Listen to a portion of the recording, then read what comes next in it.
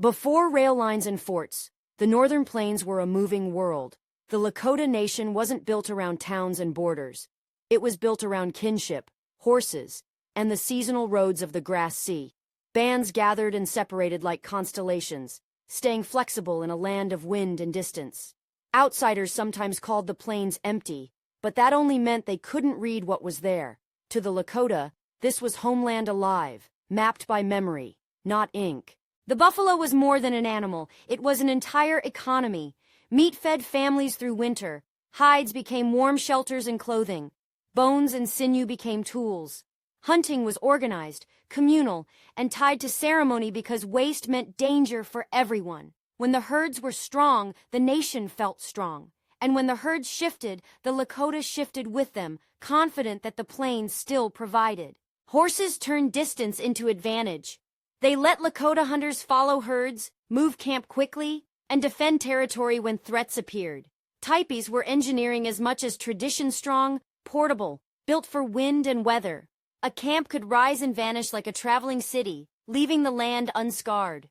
This mobility was power, and it would become one reason the U.S. government struggled to control the Lakota on paper. Decisions weren't made by a single throne.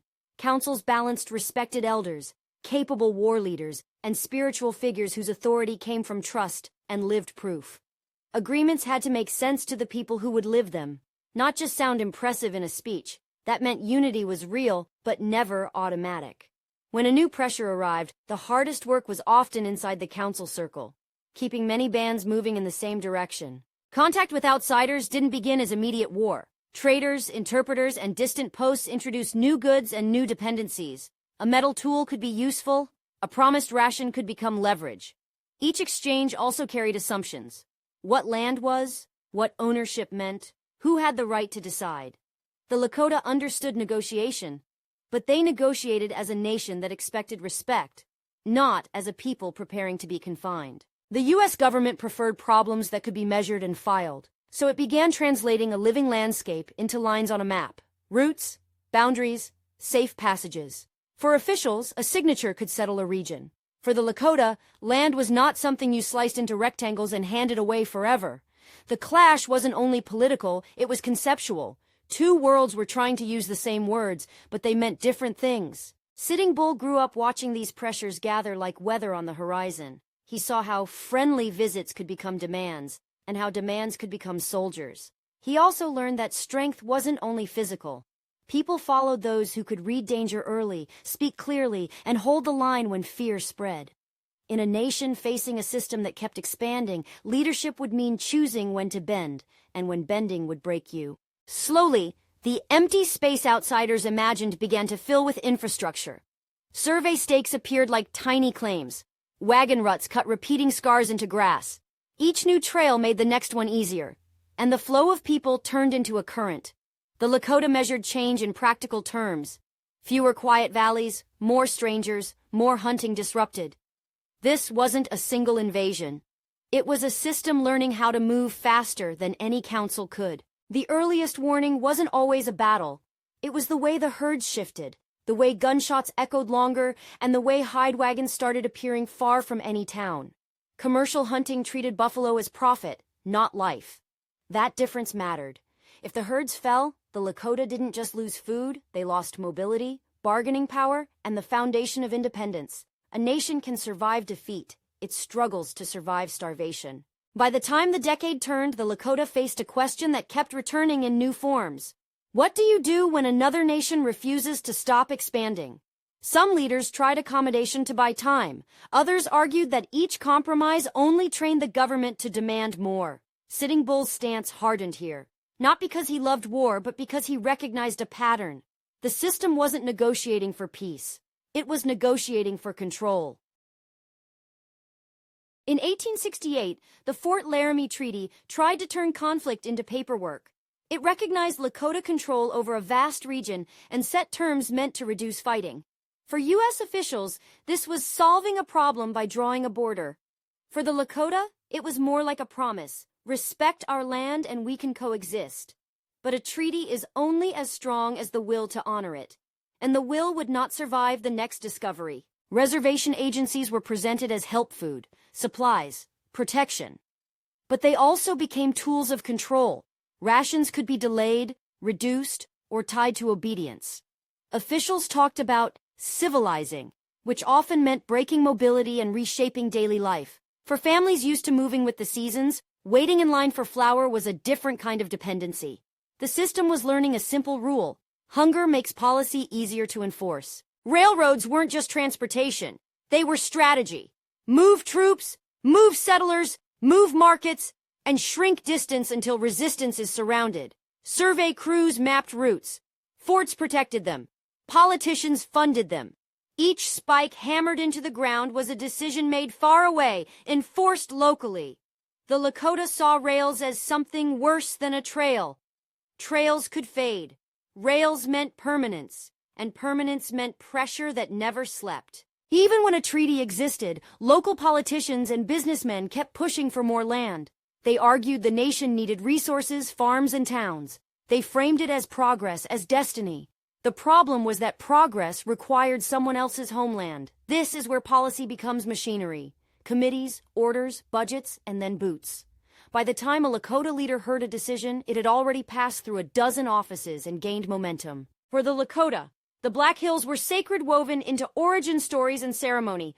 They were not simply valuable land. They were a center of meaning. But the U.S. system translated land into price. Officials would soon ask, what would it take to buy them? That question alone revealed the gap between the two worlds. Sitting Bull and others refused because selling the hills wasn't a deal. It was erasing a piece of the nation's identity. Miners and hunters crossed treaty lines with increasing confidence. Sometimes the army removed them, but often it didn't, or it arrived too late. Each unpunished trespass taught a lesson. The border on paper did not stop a determined crowd. Officials could claim the treaty still existed, but the ground reality was changing. The Lakota watched the system test how much it could take without triggering open war.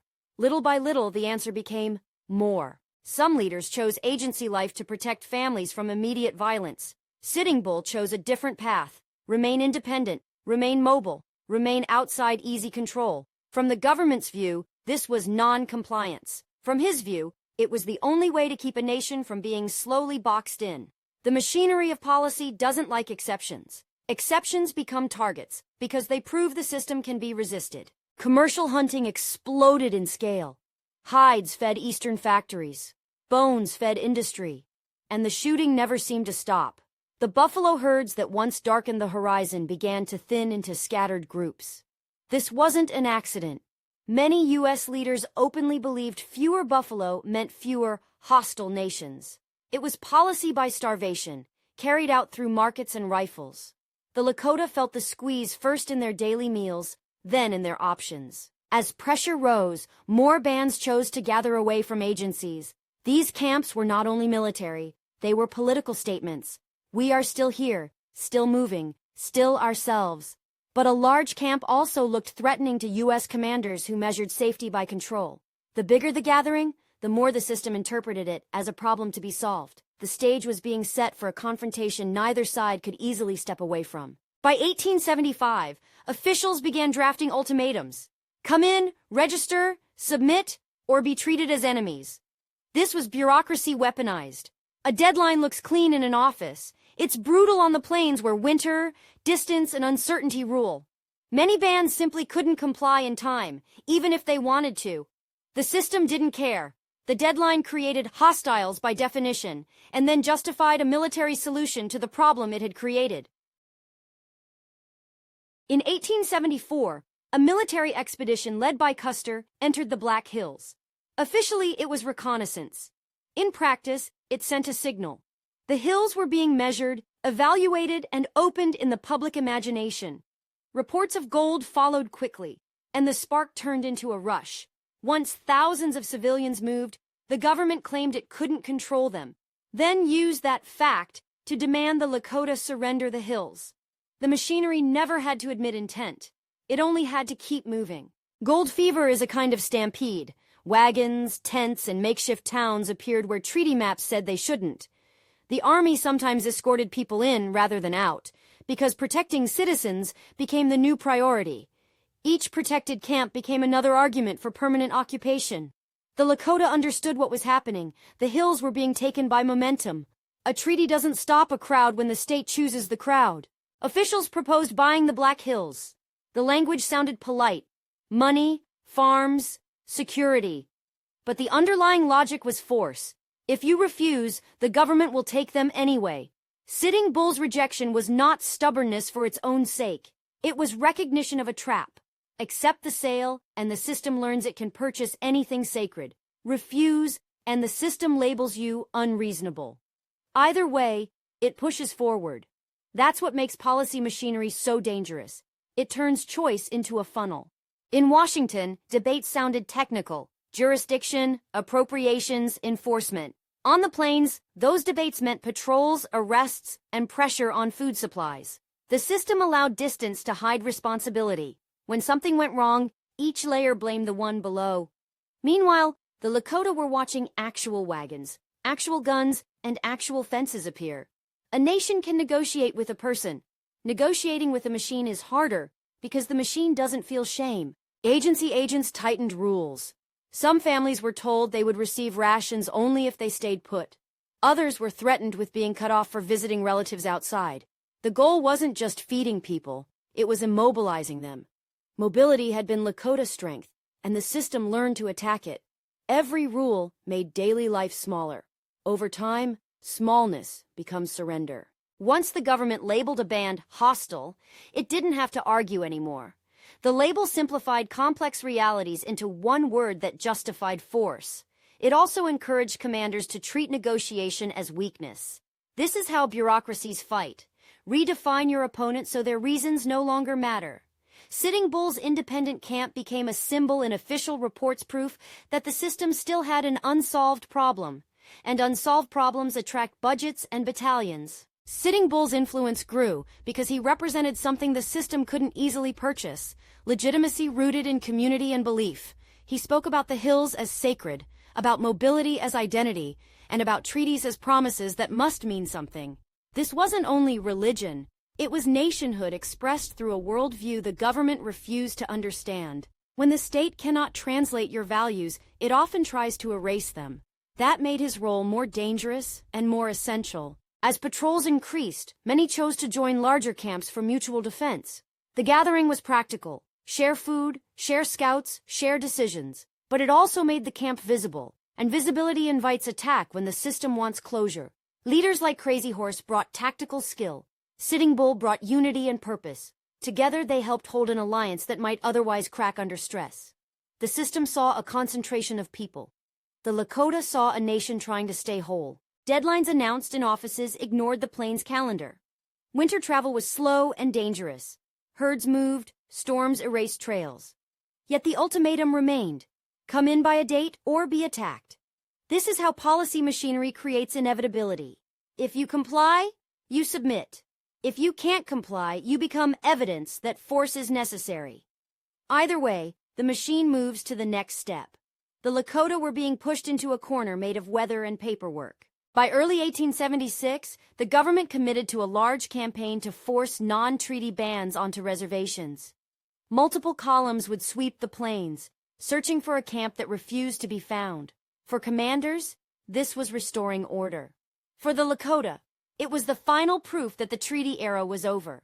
When policy becomes military movement, compromise narrows quickly. The next scenes aren't about misunderstandings anymore, they're about collision.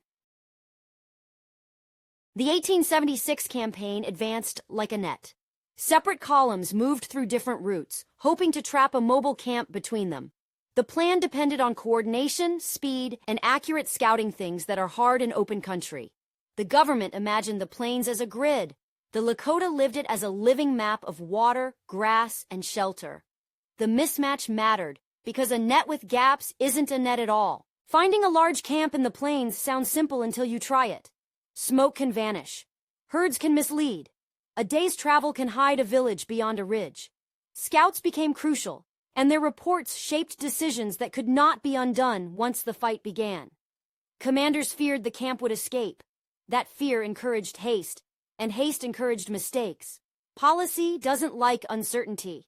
It pushes commanders to finish the problem quickly. The great gathering near the Little Bighorn wasn't only fighters, it included families, elders, children, and the practical machinery of life, cooking fires, horse herds, and shelters. That mattered because the stakes were national survival, not a raid. The U.S. system often reduced the camp to hostels, as if everyone there had made the same choice for the same reason. In reality, many were there because the machinery of policy left them no safe alternative. When a system squeezes, people gather.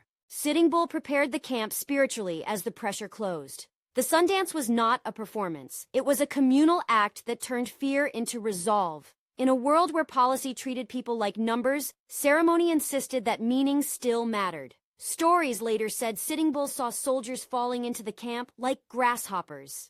Whether you take that literally or symbolically, the effect is clear. It strengthened belief that the camp could survive what was coming. Belief doesn't replace strategy, but it can hold a coalition together when panic tries to split it. On the U.S. side, the campaign carried political weight. After years of broken promises and contested land, Washington wanted decisive results. Commanders knew that delay looked like failure, and failure meant criticism. Custer, famous and ambitious, felt that pressure sharply. Policy machinery rewards decisive action even when decisiveness becomes recklessness. The next decisions would be made under the belief that speed equals victory. Many commanders assumed the village would scatter if attacked. That assumption came from earlier fights where smaller camps fled to protect families. But the Little Bighorn camp was enormous and confident in its numbers. More importantly, many leaders believed running only postponed the trap. This is where policy creates the conditions for unexpected resistance. When retreat stops working, people stand. The U.S. system treated that stand as irrational. It wasn't. It was the last remaining option. Custer chose to move fast rather than wait for full coordination. He feared the camp would escape, and he wanted the credit for the capture. In a policy machine, credit matters because it becomes influence. But speed also meant fighting without complete information. The plains punish overconfidence with distance and silence. Once the attack began, there would be no pause button-only consequences. Scouts detected the approach and carried the warning back. In a huge camp, minutes matter. Where families move, where horses are gathered, where warriors assemble. The camp did not freeze. It adapted, quickly. That flexibility came from living in motion for generations. Policy machinery often imagines people as passive recipients of orders. On the ground, people respond, and that response is where history turns. Warriors gathered with leaders who understood terrain and timing. Crazy Horse and others organized movement, using speed and familiarity with the valleys. The goal was not a single heroic charge. It was to isolate and overwhelm small groups before they could form a stable line. Mounted tactics turned the battlefield into shifting angles, where a rigid formation could be outflanked. This wasn't luck. It was expertise meeting an opponent who underestimated it. The Little Bighorn country shaped everything. The river bends hid movement. The bluffs created blind zones. The ridges separated units that could not see each other. A commander who doesn't control visibility doesn't control the battle. The policy machine wanted a clean result. Surround, capture, submit. The terrain produced something else. Confusion, separation, and pockets of fighting. When the fighting started, the system's neat plan dissolved into a handful of desperate decisions made too far apart to coordinate. At dawn, the great village looked like a nation gathered in one place. Fires rose, horses shifted, and people moved with practiced rhythm. Yet beneath routine was readiness. Everyone knew pressure was coming. This was what the system struggled to understand. The camp was not a random crowd. It was a society, and a society under threat can mobilize faster than an army expects. Custer's column approached with speed and confidence. His men were trained, armed, and used to opponents who broke apart. He believed surprise was on his side. But surprise depends on ignorance, and the camp had eyes everywhere. The closer the soldiers came, the more the plains stripped away their advantage. The moment Custer thought he was hunting a camp, he was already being measured in return. Custer divided his forces into separate commands. The logic was familiar. Strike from multiple directions, prevent escape, force surrender. The risk was also obvious. Separated units could not easily support each other in broken terrain. Dividing a force only works when coordination is stronger than uncertainty. In this valley, uncertainty was the strongest force on the field. The system wanted speed and closure. The decision created vulnerability. The camp reacted with the priorities of a society, not an army. Families and elders moved towards safer ground. Horses were gathered because without horses, mobility dies. Cooking fires were put out, belongings were packed quickly. This wasn't panic, it was practiced adaptation, learned through years of pressure. The system imagined hostiles. What it faced was a nation protecting its people while preparing to fight. One U.S. detachment struck first, expecting to shock the village into flight. Instead, resistance built quickly. Riders gathered, using the river and brush as cover, pressing the detachment back. Fighting here wasn't a single line. It was bursts of motion and sudden pressure. As the detachment faltered, the broader battle pattern emerged. Isolate, overwhelm, then move to the next threat. The machinery of policy had created a fight it could not neatly control. Reports of the village's size had been underestimated. As more riders appeared, the U.S. detachment realized it was facing numbers and coordination beyond expectation. This is the moment when a plan built on assumption begins to collapse. The detachment tried to stabilize, but the terrain offered too many angles for mounted movement. When the policy machine says subdue, it imagines a smaller opponent. When the opponent is a gathered nation, the math changes. Leaders like Crazy Horse use speed to keep pressure constant. The goal was not to trade volleys. It was to force the soldiers into reactive positions, always turning, always losing initiative. In a valley full of blind spots, initiative is everything. As the U.S. detachment retreated to higher ground, the battle widened. What started as an attempt to capture a camp was turning into multiple fights across a landscape that favored those who knew it intimately. Custer could not see the whole battlefield. Ridges blocked sightlines, and sound carried unpredictably in wind and dust. Messages took time, and time was the one resource he didn't have.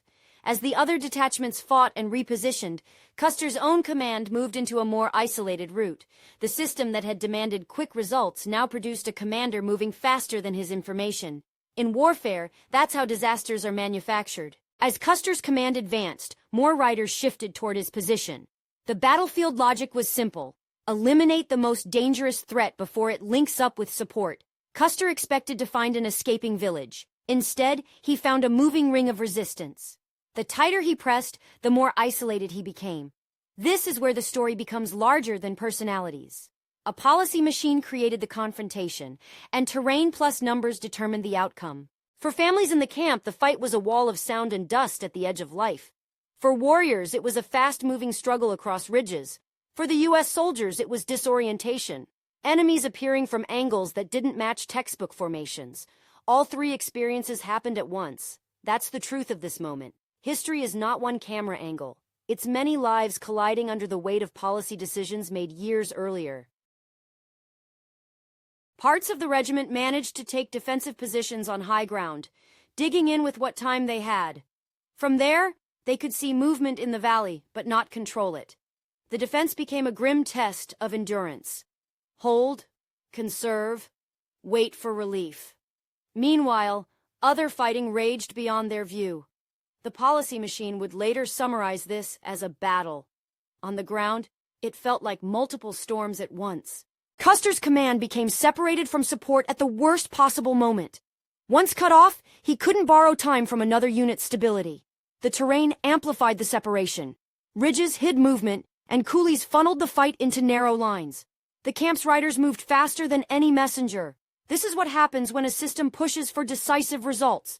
It rewards haste, then punishes it when reality refuses to cooperate. Mounted tactics don't need a single line to be effective. Riders can appear, disappear, and reappear at new angles, forcing a rigid unit to keep turning and breaking cohesion. In broken terrain, that pressure multiplies. The soldiers tried to form stable positions, but the battle kept shifting under them. The result wasn't a single cinematic moment. It was a sequence of shrinking options. And shrinking options are what policy machines create when they corner a people. The size of the gathered village meant more fighters could arrive, rotate, and sustain momentum. For the soldiers, every minute increased exhaustion and reduced ammunition. A smaller camp might have scattered. This one could commit. That difference is why the battle shocked the U.S. public. It revealed that the system had misread the situation it created. When numbers and mobility combine, The outcome becomes less about heroics and more about inevitability. At the end, Custer's command compressed onto higher ground. Accounts differ in detail, but the shape is consistent. Isolation, encirclement, and collapse. This is not a celebration of death. It's an explanation of consequence. The policy machine demanded a decisive strike against a problem. The strike met a gathered nation, and the result was catastrophic for the attackers. What follows will prove an even harsher truth. Stunning victories can trigger even harsher systems. After the fighting, the valley fell quiet in a way that felt unreal. The camp had survived, but everyone understood this was not the end. The U.S. system rarely accepts humiliation. It responds with escalation. In the camp, stories of bravery mixed with practical concerns. What comes next? Where to move? How to protect families. Victory on a battlefield doesn't dismantle a bureaucracy. It often only wakes it up. News of the defeat spread quickly through newspapers and politics. The public didn't read it as a complex story of treaty betrayal and survival. Many read it as an insult that demanded punishment. That framing mattered because it gave the policy machine fuel. More money, more troops, less patience. A single battle now reshaped national will. The Lakota had won a fight, but they had intensified the system's determination to finish the larger campaign. Sitting Bull did not lead the fight in the same way a battlefield commander would. His role was larger and, to the U.S. system, more threatening. He helped hold the coalition together and gave the gathering moral weight. He was a symbol of refusal that paperwork couldn't dissolve. That's why the system kept naming him in reports and speeches. A bureaucracy hunts symbols because symbols keep people from giving up. In the months after the battle, the hunt would become relentless. Even a great victory cannot restore buffalo herds. It cannot reverse rail lines or erase forts or stop the flow of settlers. The system's most effective weapons were not always bullets, they were infrastructure and supply. As commercial hunting intensified, the Lakota faced a brutal equation: fight and risk starvation, or submit and risk losing identity. The policy machine understood that equation. It didn't need to win every battle if it could win the future. The response began immediately. More troops, more patrols, more orders to force surrender. Commanders hunted camps through winter because winter reduces mobility. That wasn't accidental. It was strategy. The policy machine had learned how to make the plains work against the people who knew them best. After Little Bighorn, the system stopped pretending the issue was misunderstanding. It treated it as a project. Remove resistance by any means necessary. Winter campaigns aimed at endurance rather than dramatic battles. Soldiers targeted supplies, horse herds, and the ability to remain mobile. Every burned cache and scattered herd pushed families closer to agencies. The system didn't need perfect victories. It needed cumulative pressure. Hunger and cold are quiet allies of bureaucracy. They turn long resistance into short decisions. After the battle, forts multiplied and supply routes hardened. Telegraph lines and roads reduced uncertainty for the army and increased it for the Lakota. The plains that once offered escape routes began to feel partitioned. This is how the machine wins. It makes movement expensive and waiting impossible. When every direction contains a patrol, even freedom starts to look like a trap. By the late 1870s, the buffalo herds were collapsing. The hide trade had turned life into commodity, and the result was empty horizons. Without buffalo, independence became harder to sustain. This is why many historians describe the slaughter as a strategic disaster for plains nations. It made resistance physically unsustainable, regardless of bravery. The machine had found its most effective lever: remove the food that made freedom possible. More bands surrendered, not because they forgot who they were, but because the cost of staying out rose beyond what families could bear. Agencies became crowded and rules tightened. Officials called this peace. Many Lakota experienced it as confinement. The machine preferred a number on a roster to a nation on the move. Each surrender reduced the space for those still outside and increased the pressure on leaders like Sitting Bull. Sitting Bull held out because surrender meant more than putting down weapons. It meant accepting the system's right to define Lakota life. His refusal kept hope alive for those who still believed the treaty promises should matter. That also made him a target. Bureaucracies fixate on symbols because symbols slow compliance. The longer he remained outside, the more the machine framed him as the obstacle to order. Eventually, survival demanded a new choice: cross the border into Canada. It wasn't a romantic exile. It was an escape route from a system that had escalated beyond negotiation. In Canada, Sitting Bull hoped for distance, time, and perhaps a different political approach. But borders don't create food, and they don't stop the long shadow of U.S. pressure. Exile traded immediate pursuit for long uncertainty. Life in Canada was harsh. Supplies were scarce, buffalo were still disappearing, and support from authorities was limited. Time, which Sitting Bull wanted, became another enemy. Hunger and fatigue undermine unity, and unity was his greatest asset. The machine didn't have to invade Canada to win, it only had to outlast exile. Slowly the choice narrowed again. Remain free and starve, or return and submit. In 1881, Sitting Bull returned and surrendered, not as a confession of wrongness, but as a calculation of survival. The system interpreted surrender as victory. The Lakota experienced it as a forced transition into a world of rations, rules, and surveillance. This is the machine's strength. It can turn a nation's exhaustion into a moral story about order. But surrender didn't erase memory, and it didn't erase what the hills had meant. It only changed the arena of struggle. Reservation life made control ordinary. Passes, schedules, ration lists, and enforced schooling aimed to reshape identity over time.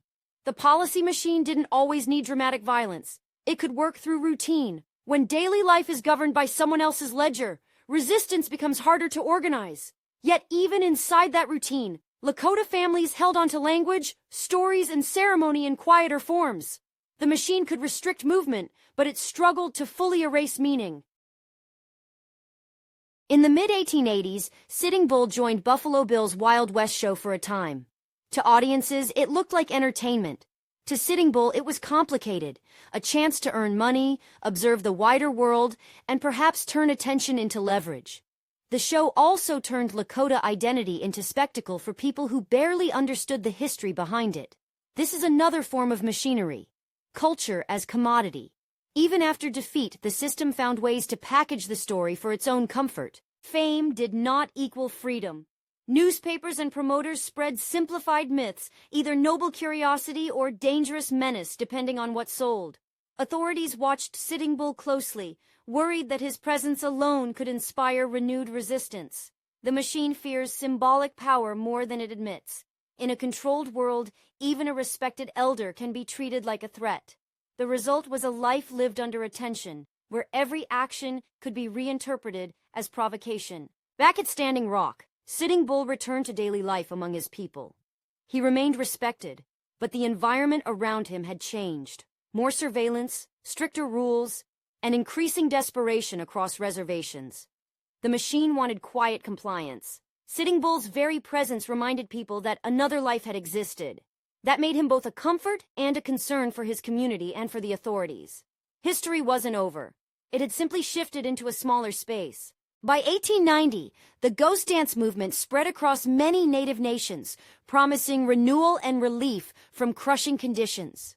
For starving communities, hope itself became a resource. Officials often misunderstood it, interpreting prayer as rebellion. The machine tends to read anything it cannot control as danger. Sitting Bull was associated with resistance, so suspicion gathered around him even when he wasn't leading a movement. When fear guides policy, it accelerates toward violence. Agency officials panicked. They sent alarming reports upward, and those reports justified more force downward. This is the machine's feedback loop. Fear produces memos. Memos produce troops. Troops produce more fear. Sitting Bull's name became a red flag in paperwork because the system wanted a single person to blame. Blaming a person is easier than admitting policy created desperation. The decision was made to arrest him, as if removing one symbol could calm a whole continent of suffering. Before dawn, police and soldiers approached Sitting Bull's home to arrest him. The situation was tense, crowded, and confused, exactly the kind of moment where fear turns into tragedy. Supporters gathered, and the attempt escalated quickly. This is not a scene for spectacle. It's the last harsh proof of how the machine ends stories, not with respectful closure, but with a chaotic act of control. Even in his final hours, Sitting Bull's life was treated as a problem to be managed. Sitting Bull was killed during the arrest attempt in December 1890. The exact details are complex, but the meaning is clear. The system chose removal over understanding. His death didn't erase the conditions that produced resistance. It only removed a symbol that had held people together. For many Lakota, it felt like the end of an era, one more loss layered onto land loss, buffalo loss, and freedom loss. The machine got its target, but it did not get peace. Sitting Bull's death was not an endpoint for the policy machine. Weeks later, fear and force culminated in further tragedy at Wounded Knee. This story matters because it shows how a bureaucracy can turn human lives into cases and threats, then act with mechanical certainty. The machinery of expansion did not need villains with mustaches. It needed incentives, institutions, and a belief that progress justified anything. Seeing that clearly is how we honor the people caught inside it. Today, Sitting Bull is remembered not because he won every fight, but because he refused to let the system rewrite his people as a footnote. The Lakota fight was a national fight for land, for autonomy, for meaning, and for the right to exist without being managed into disappearance. When we tell this story, we aren't just retelling a battle. We're tracing how policy becomes pressure and how pressure tests a nation's soul. And we're acknowledging that survival itself can be a form of victory.